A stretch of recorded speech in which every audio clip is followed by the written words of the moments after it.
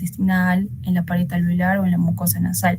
En la piel van a tener ciertas proteasas, que es de tipo triptasa y quimasa, y en el caso de estos van a ser la triptasa. Estos dos se van a tener afinidad por lo que va a ser el receptor de alta afinidad de IgE. Como vemos en la imagen, es este receptor que se va a encontrar en la superficie del mastocito. Entonces, como vemos acá un mastocito, estos mastocitos van a estar constituidos por gránulos en su interior, donde estos gránulos van a estar o van a presentar o van a tener sustancias que se le van a denominar como mediadores vasoactivos, que estos van a tener como órgano blanco lo que van a ser los vasos sanguíneos, en sí la pared del vaso sanguíneo, por lo que va a ser necesaria la liberación de estos gránulos. Para que esto se pueda realizar, la IgE, como vemos en la imagen, la IgE se tiene que unir con este receptor de alta afinidad. Entonces, al unirse con este receptor, lo que va a hacer es que va a haber la desgranulación de estos. Cuando va a haber la desgranulación de estos, se van a liberar ciertas sustancias que ahorita las vamos a ver. Como dato importante, vamos a ver que van a existir otros estímulos, como son los inmunológicos y no inmunológicos, que estos los vamos a ver ya netamente en su fisiopatología. Entonces, aparte de este mecanismo, van a existir otros mecanismos que van a estimular este receptor y que van a conducir a la síntesis y secreción de ciertos mediadores, que lo vemos en esta imagen, que puede ser, que son mediadores inflamatorios, pueden ser mediadores preformados, mediadores de nueva formación o citocinas inducibles. Con los mediadores preformados, ahí tenemos la histamina, donde vamos a ver que la histamina va a ser el primero o el principal que se va a liberar, pero también tenemos acá lo que son las proteasas, los proteoglicanos, el factor de necrosis tumoral alfa. También existen los mediadores de nueva formación, donde vamos a ver que estos se van a generar a partir de ácido araquidónico, que es derivado de los fosfolípidos de la membrana, y dentro de estos tenemos el cisteinil leucotrienos, las prostaglandinas tipo 2, y aquí tenemos las otras que son ya las citocinas inducibles, que es la interleuquina 3, 4, 6, 8, 9 y 13. Entonces vamos a ver que estos mediadores, estos dos, se van a encargar de la respuesta inmediata. ¿Qué quiere decir esto? Que estos van a ser encargados de producir la sintomatología en el paciente.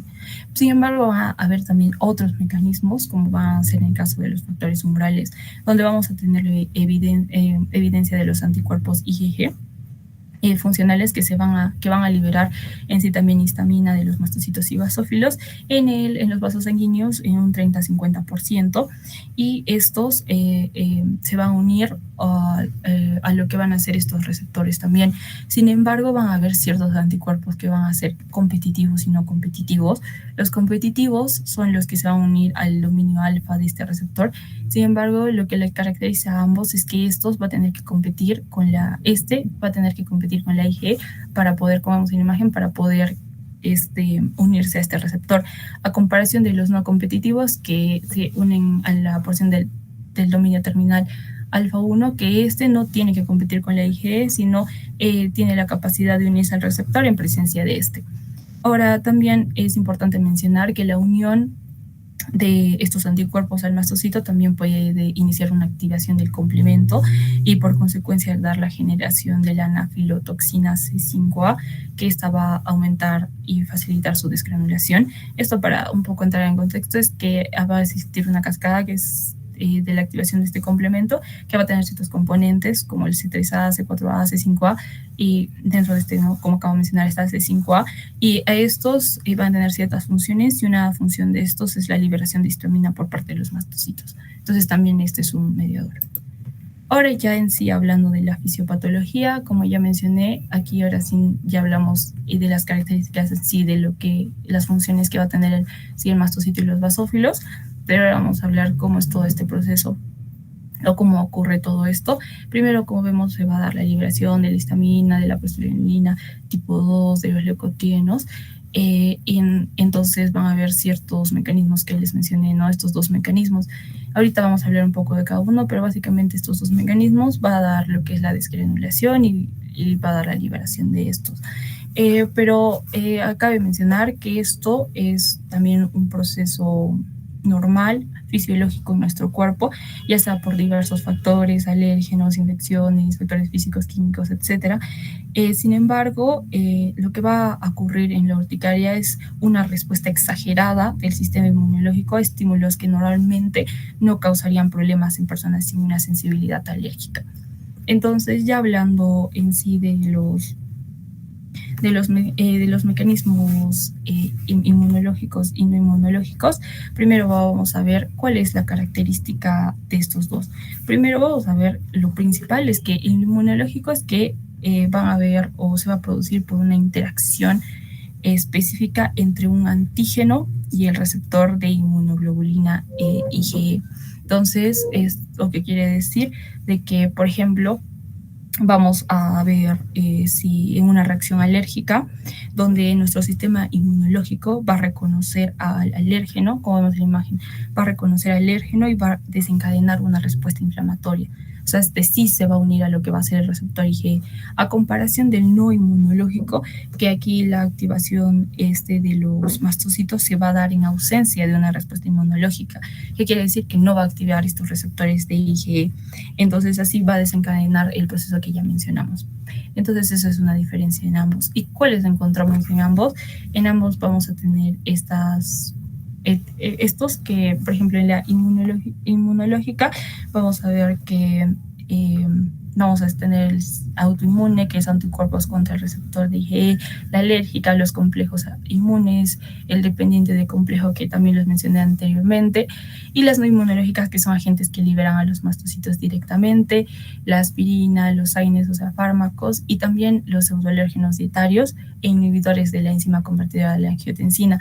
Ahora un poco para ver una diferencia de los pseudoalérgenos dietarios, ya que tenemos que diferenciar qué es una reacción alérgica o un pseudoalérgeno dietario, porque una reacción alérgica a un alimento va a estar dentro del inmunológico. Entonces, ¿cuál es la diferencia? Que en una reacción alérgica, el sistema inmunológico va a reaccionar de manera exagerada a ciertas proteínas que van a estar presentes en ciertos alimentos, no sé, mariscos, maní, etcétera. Entonces, esta respuesta inmunológica lo que va a hacer es que va a haber la producción de anticuerpos específicos contra la IgE y lo va a reconocer y van a comenzar a atacar esas proteínas como si fueran invasores dañinos. Entonces, el sistema inmunológico va a liberar histamina y todo el proceso que acabo de mencionar, y así va a dar lo que es la sintomatología. ¿Y qué pasa? Que es un pseudoalérgeno dietario. No va a haber una respuesta inmunológica mediada por IgE. Entonces, ¿cómo podemos diferenciar ambos? Porque no hay ciertos alimentos que va a estar en uno y en otro. Básicamente es porque en los pseudoalérgenos dietarios, más que todo, predomina lo que van a ser las intolerancias alimentarias y la sensibilidad alimentaria, ¿no? Como la intolerancia a la lactosa, que te pueden dar, sí, síntomas, pero que no necesariamente se está hablando de una urticaria o no necesariamente se está hablando de un mecanismo inmunológico, no es como un efecto adverso, igual que en el caso de los fármacos como AINES, aspirina, etcétera. Entonces ya ahora, ¿cómo se va a dar la producción de los síntomas? ¿Cómo se producen estos síntomas en sí? Como ya mencionamos, ya hablamos todo lo que ocurre en el mastocito y se libera lo que van a hacer estos mediadores. Y lo que va a hacer es que, como dije, se va a los vasos sanguíneos. Entonces, ¿qué va a hacer? Va a aumentar la permeabilidad vascular. Si aumenta la permeabilidad vascular, va a haber vasodilatación. Si hay vasodilatación, va a haber extravasación de los líquidos y proteínas. Entonces, el aumento de la permeabilidad va a producir este ron-chababón. Entonces, como hay una extravasación de líquido y proteínas, va a haber un reclutamiento que va a dar como síntoma el edema. Sin embargo, también va a haber la estimulación sensorial, donde vamos a ver que esta estimulación nerviosa sensorial va a persistir hasta que el líquido intersticial se absorba.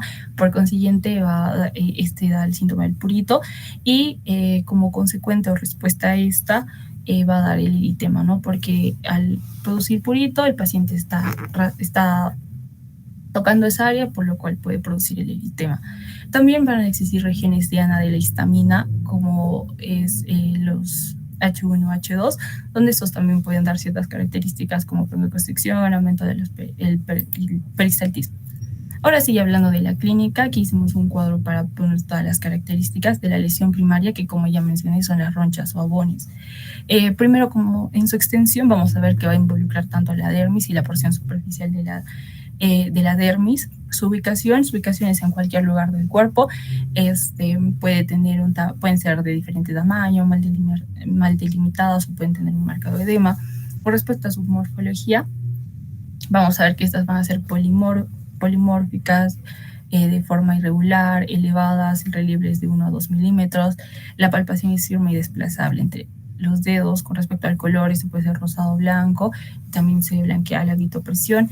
Sus características, como mencioné, puriginosas y eritematosas. Las puriginosas suele ser más intenso por las noches. Se alivia la frotación antes que con el rascado blanco. Las secuelas es mayor equimosis que excoriaciones.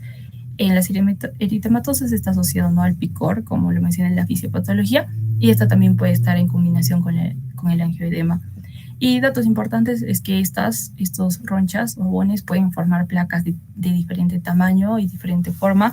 Pueden ser redondeadas, ameboides, cisionada, marcinada, anulada. Y una característica de estos es que en el centro es pálido y van a tener un halo eritematoso. Su duración, como lo mencioné al inicio, no es mayor de 24 horas, pero puede tener un máximo de 48 horas y es evanescente. ¿Por qué? Porque este desaparece normalmente sin dejar rastro, o más raramente persiste con una púrpura residual mínima. También puede presentar otras manifestaciones sistémicas, como es en el caso de las cefaleas, mareos, vértigos, disfonías, sibilancias, vómitos, dolor abdominal, y más que todo es por eso que les acabo de mencionar con las regiones diana del histamino. Aquí vemos imágenes. Por ejemplo, acá tenemos una placa de abones donde vamos a ver la característica, ¿no?, que tiene que es pálido en el centro y va a tener bordes o un halo eritematoso. Aquí también vemos las placas y también vemos abones que van a ver, como observamos, tienen diferentes características, ¿no? Son polimórficas, son irregulares, y eso más que todo. Y aquí también vemos abones en el cuello y en la región glútea. Ahora vamos a hablar de su clasificación. La urticaria se clasifica en aguda y crónica. La aguda son síntomas menores de 6 semanas, la crónica son síntomas durante más de 6 semanas, y la crónica se divide en espontánea y inducible. También otras bibliografías lo dividen como urticaria ordinaria, la urticaria física, y pues vamos a hablar todos estos en la exposición. Entonces, primero vamos a hablar de la urticaria aguda, y como lo mencioné, va a tener una aparición menor a 6 semanas de evolución. Va a ser frecuente en la población pediátrica. Es atópica. ¿Qué quiere decir atópica? Que va a tener una respuesta de hipersensibilidad. Como mencioné, es frecuente en la población pediátrica, en la infancia, y esto es debido a ya sea enfermedades virales o terapia con antibióticos. Su resolución es menor a 24 horas, como también lo mencioné. En las características generales, reinicio agudo, el 20 al 30% progresan y tiene una etiología idiopática el 50%, infecciones del tracto respiratorio 40%, medicamentos 9% y alimentos 1%. Con respecto a la urticaria crónica, tenemos que es la aparición mayor a 6 semanas de evolución. Esto es frecuente en adultos, pero también puede afectar a niños. Es más prevalente en mujeres en relación 2:1. Y su resolución es de 4 a 36 horas y puede afectar la calidad de vida. Con respecto a su etiología, puede ser una infección o pseudoalergia, que ya hablamos de la diferencia de puede ser idiopática, una predisposición autoinmune, una parasitosis, y también puede ser mediada por anticuerpos antitiroideos. Y la urticaria episódica, que es con una actividad intermitente o recurrente, no continuos o diarios, y también hay fases en las que las ronchas pueden estar ausentes y es muy probable que se identifique un factor desencadenante a Y ahora ya vamos a pasar a hablar de las urticarias mecánicas o las urticarias inducibles, donde está la primera, que es la urticaria dermográfica, que también se le conoce como facticia. Esta es más frecuente de las urticarias mecánicas, en el 5%, y se presenta más que todo en adultos jóvenes. Sobre su etiología, va a ser una respuesta al roce moderado de la piel con un instrumento rombo. Como vemos en la imagen, va a tener ciertas características. Va a ser una lesión eritematosa o blanquecina lineal en la zona donde se va a aplicar la fricción. Tiene una duración de 30 minutos, menos de 30 minutos, después desaparece, y se le considera ya dermografismo sintomático cuando el paciente va a presentar púrpura. Entonces aquí vemos las imágenes donde van a presentar las características ya mencionadas. La urticaria por presión retardada, vamos a ver que va a ser una presión sostenida mayor a 30 minutos hasta 12 horas. Vamos a ver que puede tener prurito o dolor o ambos. Y su localización va a ser por debajo, como vemos en la imagen, por debajo de los elásticos, ya sea ropa interior o cintura, en las piernas por el uso de las medias con elástico. También post trabajos manuales en las palmas o en la planta del pie, también después de caminar o trotar en las plantas del pie, y también puede presentar en los genitales post relación sexual.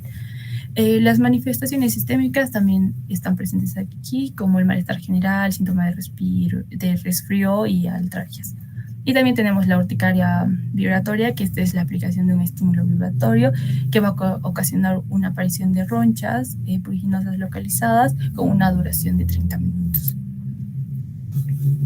Como otro tenemos la urticaria colinérgica, que esta va a ser inducida por el sudor. Este es frecuente en adultos jóvenes y es más frecuente de 23 a 28 años, y es atópica también por la reacción de hipersensibilidad. Esta se da después de 15 minutos de realizar un ejercicio, de un estrés emocional, de bebidas alcohólicas, comidas picantes. Y las características de este, que van a ser, como vemos en la imagen, múltiples, van a ser ronchas múltiples y pequeñas, menor a 2 o a 3 milímetros, con un aro eritematoso, y en ocasiones puede presentar angioedema. Sus manifestaciones sistémicas de cefalea, mareo, síncope, respiración corta, náuseas, vómitos, diarrea. Después tenemos la urticaria por calor, que este es infrecuente, pero se presenta más que todo en mujeres de 20 a 45 años. Vamos a ver que su aparición es de minutos hasta 1 hora post contacto, ya sea agua caliente o energía radiante o de la luz solar. Sus características, vamos a ver que van a ser ronchas o abones bien marcados, eritematosos, pruriginosos, que aparecen poco después de la exposición, y su respuesta es limitada al sitio de exposición, ¿no? Su diagnóstico se demora en promedio en 2 años, y sus manifestaciones sistémicas es similar a la anterior. Y la urticaria por contacto al frío, vamos a ver que lo característico es una roncha después de la exposición al frío, ya sea objetos, fluidos, etcétera. Y su diagnóstico es mediante un cubo de hielo. Se le presiona, como vemos acá, el test de cubo de hielo. Se le presiona al paciente en la superficie, en la piel, y por unos segundos, y tarda aproximadamente hasta 20 minutos. Y ahí vemos la forma del cubo de hielo. Se conocen 3 formas: la primaria, secundaria, y la refleja y familiar. La primaria es más frecuente en adultos jóvenes, y las lesiones pueden aparecer pocos minutos hasta 1 hora después de la exposición. Se puede asociar a palpitaciones, sofocos, cefaleas y filancias, y su duración de proceso es de 6 años. La secundaria es muy rara, se da en el 0.5%, y puede estar asociada a lo que es el fenómeno de Raynaud. Y la refleja y familiar, que ya también es rara, puede estar asociada a un patrón autosómico dominante o síndrome de Muckwood. Y la urticaria coagénica va a ser inducida por el contacto en el agua a cualquier temperatura, va a tener una localización frecuente superior del cuerpo y una duración menor a 1 hora. Y la urticaria solar, que son inducidas minutos después de exponerse a la luz visible o la radiación ultravioleta. Esta va a tener una localización que también respeta la zona expuesta, una duración menor a 1 hora, pero nunca sobrepasa las 24 horas, y puede ser, si es severa, puede presentar el paciente cefalea y síncope. Ahora, siguiendo con la clasificación de las urticarias, vamos a encontrar lo que es urticaria de contacto. Básicamente, esta ocurre solo cuando la sustancia desencadenante es absorbida percutáneamente o a través de la membrana mucosa. Esta nunca va a ser espontánea, ¿no? Y va a generar lo que es una reacción localizada o sistémica. Si presenta una forma sistémica, ocasionalmente puede progresar a urticaria aguda hasta una reacción anafiláctica en un individuo altamente sensibilizante. Ahora, en esta se reconoce 2 tipos: una inmunológica o alérgica, en la que está involucrada lo que es la inmunoglobulina E, y otra que no es inmunológica o no alérgica, que es independiente de lo que es inmunoglobulina E, ¿no? La primera es debido a lo que son las interacciones del alérgeno con IgE específica en personas básicamente que tienen sensibilizadas a alérgenos de medio ambiente o de animales o alimentos o también puede ser látex, ¿no? El segundo es debido al contacto directo de lo que son sustancias urticantes sobre lo que son los vasos sanguíneos. Bueno, se puede ver en lo que es una exposición de ácido sórbico o ácido benzoico, en lo que son las soluciones oculares, o también en alimentos procesados, ¿no? Ahora, por otro lado, tenemos lo que son las urticarias vasculíticas, que es una enfermedad clínico-patológica en la que las lesiones cutáneas semejan a lo que son ronchas, ¿no? Que básicamente se van a prolongar durante más de 24 horas, y bueno, va a mostrar signos de vasculitis leucocitoclásicas, ¿no? En estos pacientes. Bueno, su frecuencia es en la edad media y más que todo en mujeres, y es rara en niños. Vamos a ver que la presencia clínica de la urticaria vasculítica puede ser indistinguible con lo que es la urticaria crónica, pero vamos a ver que las características de las ronchas pueden ser útiles para diferenciar entre estas dos, ¿no? Ahora, esta está acompañada con lo que son manifestaciones extracutáneas. Las más comunes son las artralgias, que básicamente afectan casi el 50% de los casos, y bueno, también pueden estar acompañadas con artritis y otras manifestaciones como un compromiso gastrointestinal, con dolor, náusea, vómito, diarrea y otras manifestaciones como una enfermedad pulmonar obstructiva, un daño renal. Y bueno, también está acompañada con, ya rara vez está acompañada con manifestaciones como el fenómeno de Raynaud, una esplenomegalia, una linfadenopatía o conjugitis o uveitis, entre otros, ¿no? Siguiente diapositiva, por favor. Ahora, acá vamos a ver el diagnóstico, que básicamente el diagnóstico clínico es sencillo. Tenemos, como ya mencionó la compañera, características, ¿no? Cómo es el ABO, sus características, y es fácil de reconocer. Ahora, en sí, la piedra angular del diagnóstico sería una buena historia clínica detallada, orientada para solicitar pruebas complementarias para un buen diagnóstico. Y por otro lado, también tenemos la exploración física, que es necesaria para ver las características generales de la piel, o también si buscamos lesiones de mastocitos cutáneos o otros indicios de patologías sistémicas. Ahora, podemos ver un cuadrito que básicamente son las preguntas que nos van a orientar, ¿no? A diferenciar, digamos, de una urticaria de otras patologías. Vamos a preguntar cuál es la frecuencia, duración de los sabones, forma, tamaño, coloración, si está asociado con prurito, dolor, molestias, hormigueos, ¿no?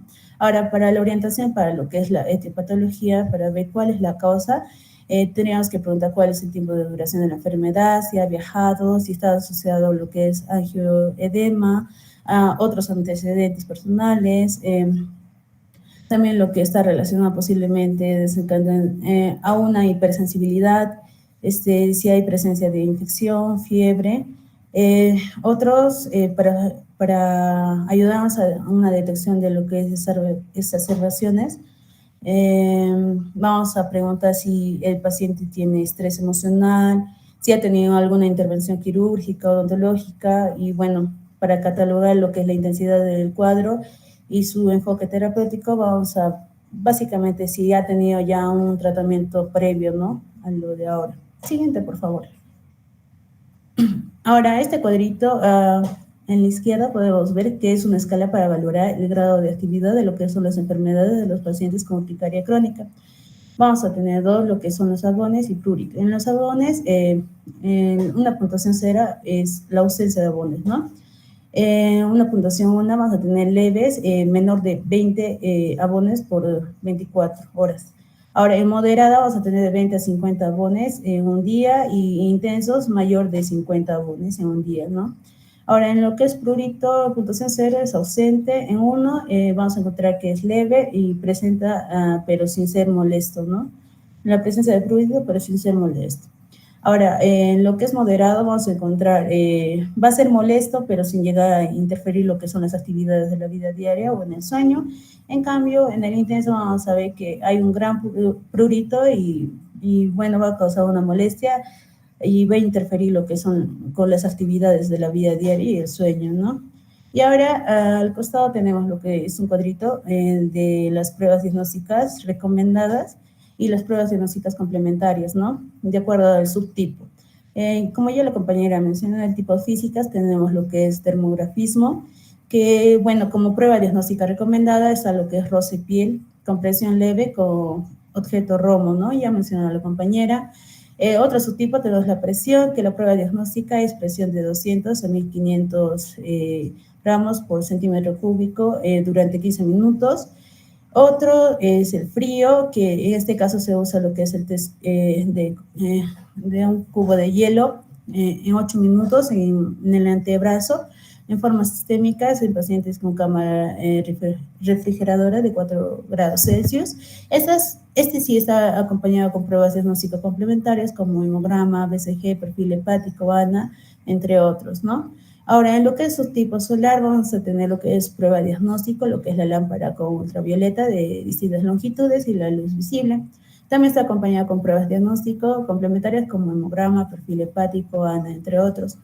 Ahora, el subtipo, lo que mencionó, las vibratorias y calor, la prueba diagnóstica es someter a vibraciones mediante agitación tipo vortex y vaso con agua de 45 a 55 grados Celsius en antebrazo. Ahora, mediados por complemento, vamos a tener las urticarias vasculíticas y lo que es el angioedema hereditario o adquirido, ¿no? En las pruebas diagnósticas es básicamente BCG, una bioquímica, estudio básicamente del complemento que luego se les va a mencionar. Y bueno, pruebas diagnósticas complementarias como una radiografía de tórax, ANA, CAENA, creatinina 24 horas. Ahora, las espontáneas tenemos dos subtipos, ¿no? Agudas y crónicas. En las agudas, básicamente solo tenemos pruebas diagnósticas complementarias, que es la determinación de IgE específica. En lo que es crónica, tenemos pruebas diagnóstico, en la que usamos el sistemático de sangre, BCG, PCR, bioquímica básicamente, y bueno, en las pruebas diagnósticas complementarias tenemos lo que es la detección de Helicobacter pylori, entre otros, ¿no? Presencia de IgE. Y entre otras tenemos los subtipos de colinérgica, que básicamente la prueba de diagnóstico es la provocación con ejercicio físico o baño caliente, y lo que es acuagénica, en pruebas de diagnóstico tenemos lo que es compresa mojada en agua a temperatura corporal. Siguiente, por favor. Ahora, los diagnósticos diferenciales, como podemos ver, vamos a tener al primero lo que es la vasculitis urticarial. Esta vasculitis urticarial es una alteración autoinmune en lo que vamos a ver que las lesiones abonosas duran más de 24 horas, ¿no? También presenta prurito, son dolorosas, y bueno, cuando se resuelve, ¿no?, esta enfermedad, deja lo que son unas lesiones hiperpigmentadas, ¿no? Y bueno, su distribución generalmente puede ser en las palmas o en las plantas, y puede cursar con síntomas de fiebre, artralgias, y otros síntomas, ¿no? Por otro lado, tenemos lo que es la urticaria papular, que puede básicamente está producida por hipersensibilidad a picaduras de un insecto.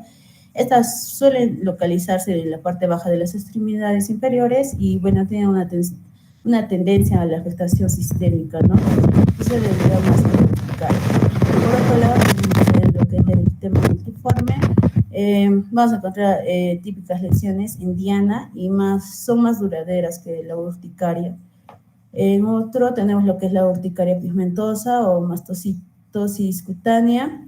Esta se muestra como una pápula hiperpigmentada y, bueno, encontramos acá el signo de Darrier que sale positivo, y una biopsia muestra lo que es el aumento de mastocitos. Y por último tenemos lo que es la dermatitis herpetiforme, donde vamos a ver que las lesiones son simétricas y la biopsia con inmunofluorescencia directa muestra lo que son depósitos de IgA. Siguiente, por favor. Ahora, lo que es en el tratamiento, bueno, este es un cuadrito donde nos muestra los grupos de antihistamínicos tipo 1, de primera y segunda generación, también los antihistamínicos tipo 2, y antidepresivos tricíclicos que vamos a usar en el tratamiento, ¿no? Básicamente vamos a usar lo que son los antihistamínicos tipo 1 de segunda generación, que tenemos lo que es la cetiricina, levocetiricina, evastina, loratadina, desloratadina, misolastina, entre otros, ¿no? Bueno, siguiente. Ahora, para el tratamiento de lo que es la urticaria aguda, vamos a tener un flujograma donde vamos a ver tres episodios, ¿no? En un cuadro leve de corta evolución, vamos a usar lo que son los antihistamínicos H1 de segunda generación, no sedantes a dosis habituales. Si en este caso el paciente no hay una mejoría después de las 24 horas, vamos a duplicar la dosis de estos antihistamínicos, ¿no? Igualmente en el cuadro moderado vamos a duplicar la dosis de antihistamínicos H1 de segunda generación y vamos a ver si hay mejoría en las 24 horas. Si no hay mejoría, vamos a tener que valorar, ¿no? Y podemos tener dos opciones. Uno, usar hasta 4 veces de antihistamínicos H1 de segunda generación, o si no, usar lo que es un ciclo corto de esteroide sistémico vía oral de 5 a 7 días. Ahora, en un cuadro grave, vamos a ver que puede estar asociado con angioedema o también no, y básicamente va a presentar una florida sintomatología, ¿no? Acá vamos a usar lo que son los antihistamínicos de segunda generación, dosis hasta 4, más lo que es el ciclo corto de esteroides sistémico por vía oral de 5 a 7 días, ¿no? Recuerda también que en los casos de anafilaxia vamos a usar como primera opción lo que es la adrenalina intramuscular, ¿no? Siguiente, por favor.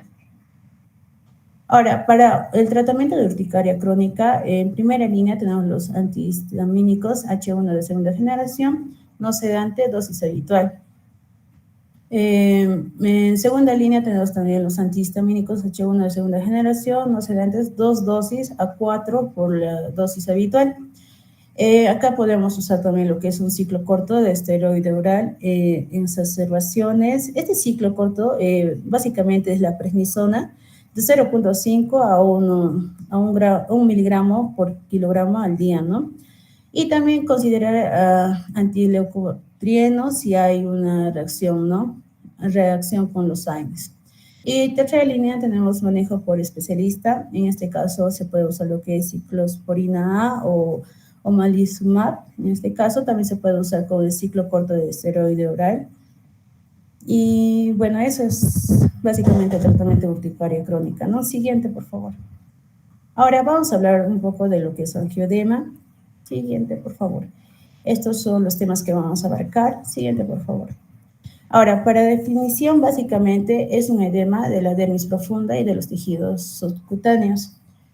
Vamos a ver que existe una hinchazón súbita, esta va a ser transitoria, habitualmente recurrente, de corta vida. Esta también va a afectar lo que son las mucosas, también lo que es la pared epitelial del tracto respiratorio superior, ¿no? Lo que es la laringe o la cavidad oral. Ahora, esta hinchazón o edema no va a dejar una fobia, ¿no?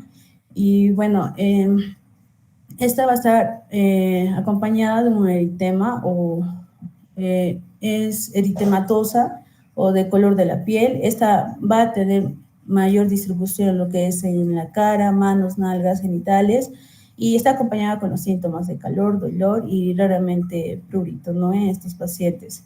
Ahora, el angioedema está acompañado con urticaria casi el 10% de los pacientes. Esto ya sea de una forma antihistamínicos o no antihistamínicos. En los antihistamínicos vamos a ver los histaminérgicos y los no antihistamínicos, los bradiquinérgicos, ¿no?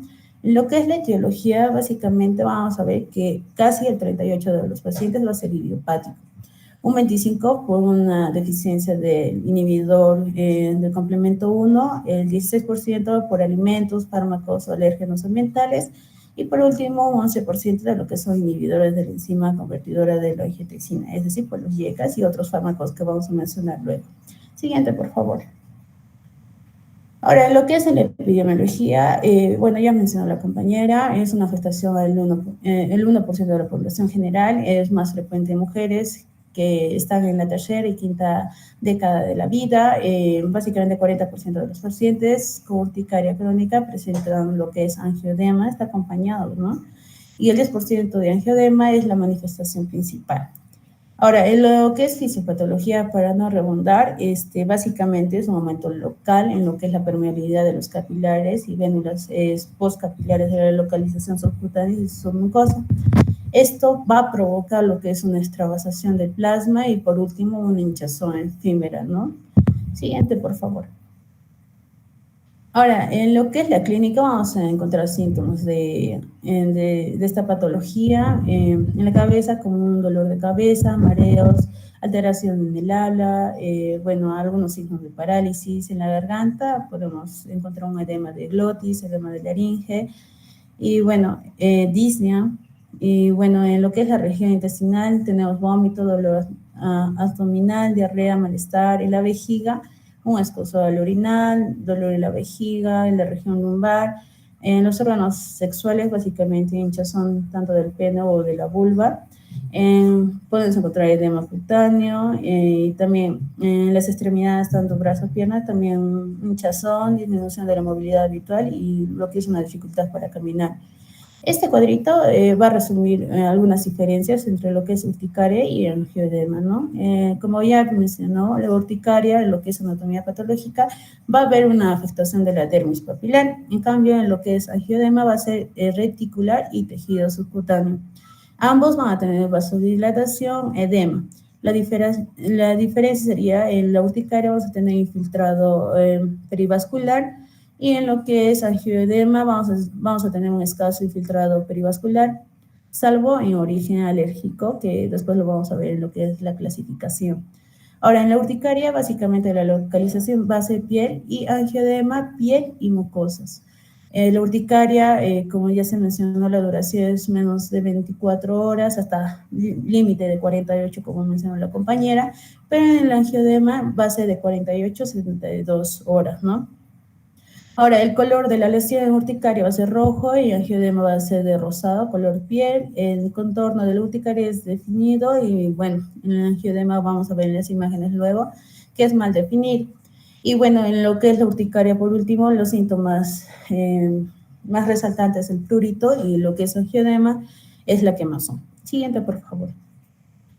Como podemos ver estas 4 imágenes, bueno, en las dos primeras, en la izquierda, vamos a ver un angioedema en los labios. En la parte derecha superior vamos a ver un angioedema unilateral de la lengua. Y por último, un angioedema que viene también con lo que es la urticaria, ¿no? Ambas situaciones, ¿no? Siguiente, por favor. En lo que es la clasificación, hay varias clasificaciones. Una clasificación etiológica del angioedema podemos ser alérgico por alimentos, medicamentos, otro por asociaciones con urticarias crónicas, otro por enfermedades de tejido conectivo o por sustancias con efecto liberador inespecífico de histaminas, bueno, también por inhibición de la COX-1 y también mediadas por radiquinias y lo que es un angioedema idiopático, ¿no? Y esta clasificación está dividida en lo que es hereditario y adquirido. Hereditario tenemos 3 tipos. Adquirido es por la déficit de inhibidores de complemento 1 y el otro sin déficit de esto, ¿no? Vamos a encontrar tipo 1, tipo 2 y, bueno, sin déficit de inhibición de complemento 1 vamos a encontrar lo que es alérgico. Alérgico agudo por fármacos, más que todo AINES y ECAS, urticaria física, urticaria vasculítica, asociada a infecciones, y también lo que es el principal, ¿no? Que son las idiopáticas. Y recuerda que el angioedema recurrente sin rochas, vamos a tener un diagnóstico de un angioedema idiopático, pero para llegar a esto tenemos que excluir todas las reacciones, todas las reacciones medicamentosas o una deficiencia del inhibidor de complemento 1Q, esterasa, ¿no? Siguiente, por favor. Ahora, comenzamos con lo que es angioedema hereditario. Básicamente esta enfermedad es dominante autosómica. La afección va de 1 a 10.000 o a 5.000 pacientes. Bueno, la deficiencia funcional, básicamente esto se debe a una deficiencia funcional del inhibidor del complemento 1 por una mutación del gen de C1 inhibidor en el cromosoma 11, ¿no? Este está acompañado con manifestaciones, con episodios recurrentes intensos, masivos, con edema localizado y sin prurito, ¿no? Es característico.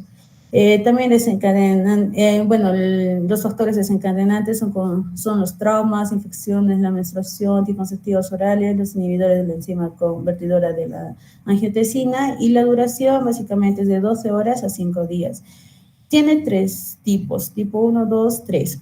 En el tipo 1 y 2 vamos a ver que los niveles disminuidos de complementos C4 son iguales en estos dos, ¿no? La diferencia entre tipo 1 y tipo 2 va a ser en lo que es el complemento 1. En tipo 1 va a haber el inhibidor del complemento 1 está disminuido, en cambio en el tipo 2 el inhibidor del complemento 1 está normal o elevado. Y en el tipo 3 vamos a tener que tiene que tener una historia, un antecedente familiar, ¿no? De angioedema, y vamos a ver que la inhibición del complemento 1 está normal. En los 3 casos vamos a ver un edema masivo local. Estas no están asociados a lo que es la urticaria, pero sí a un eritema marginado. Bueno, la localización va a ser en la cara, labios, lengua, laringe, extremidades y tracto digestivo, ¿no? Y casi el 50% de estos pacientes van a padecer un episodio de angioedema laringio, y el tratamiento va a ser corticoides, antihistamínicos y epinefrina. Siguiente, por favor. Ahora, lo que es angioedema por deficiencia adquirida del inhibidor complemento 1, va a ser un poco frecuente. Esto se va a presentar en la cuarta década de la vida y va a carecer de lo que son antecedentes familiares. Vamos a encontrar dos tipos, tipo 1, tipo 2. El tipo 1 va a estar acompañado por neoplasias o trastornos linfoproliferativos, ¿no? En cambio, el tipo 2 va a ser un producto de autoanticuerpos contra lo que es el inhibidor de complemento 1. Ambos van a presentar un descenso de lo que es el inhibidor de complemento 1 y del complemento 1Q. Ahora, por otro lado, tenemos lo que es el angioedema espontáneo, que es frecuente. Vamos a ver que es de 3 a más episodios en 6 meses y no se va a determinar lo que es la etiología, ¿no? Y generalmente se trata junto con lo que es la urticaria espontánea. Siguiente, por favor. Ahora, otra clasificación, tenemos lo que es el angioedema inducido por drogas y encabeza lo que son los YECAS, ¿no?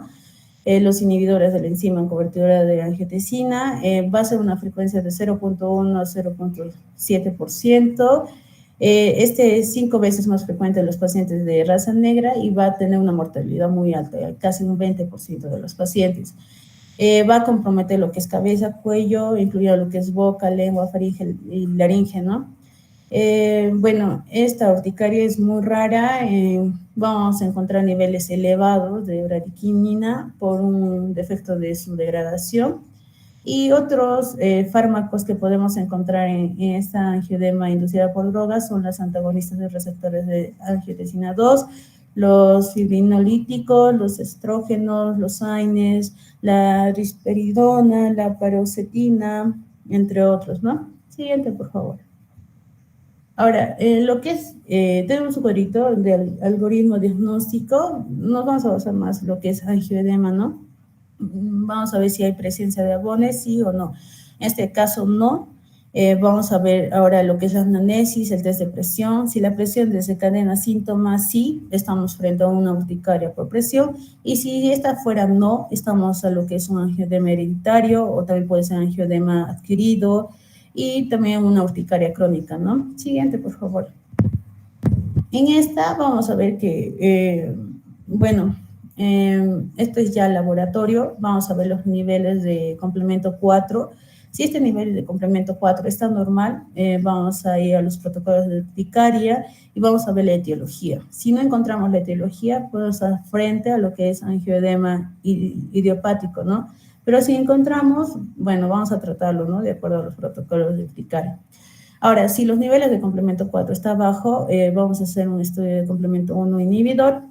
Si este está normal, vamos a hacer un complemento de complemento inhibidor funcional, ¿no? En este caso, si lo encontramos normal, podemos pedir una radiografía y bueno, si no se encontrara nada, vamos a sospechar o tendríamos que descargar lo que es una vasculitis, un lupus o hacer una biopsia cutánea, ¿no? Si el complemento 1 inhibidor funcional está bajo, bueno, hay que también.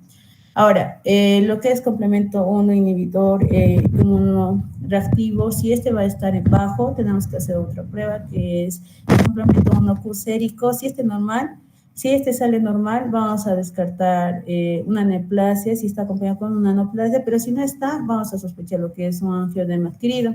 Si en este caso el complemento 1Q sérico está bajo, vamos a sospechar lo que es un angioedema hereditario.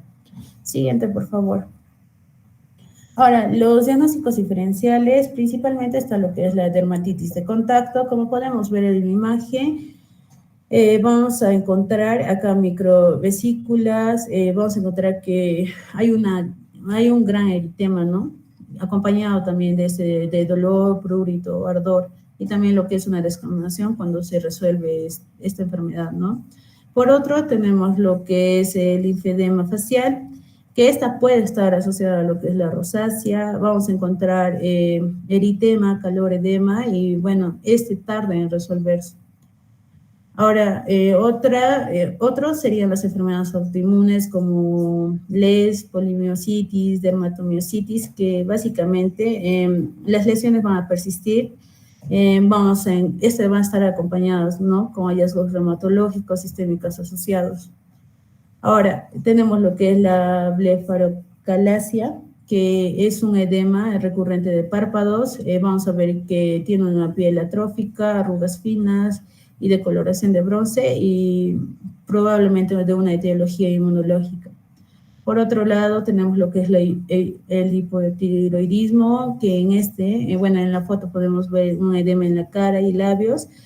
Y bueno, esta sintomatología va a ser persistente y también puede ser acompañado con lo que es el mixedema, ¿no?, que es un edema sin fobia. Ahora, por último, tenemos lo que es quelitis granulomatosa, que básicamente es una tumefacción labial recurrente, ¿no? Puede ser persistente en estos pacientes. Siguiente, por favor.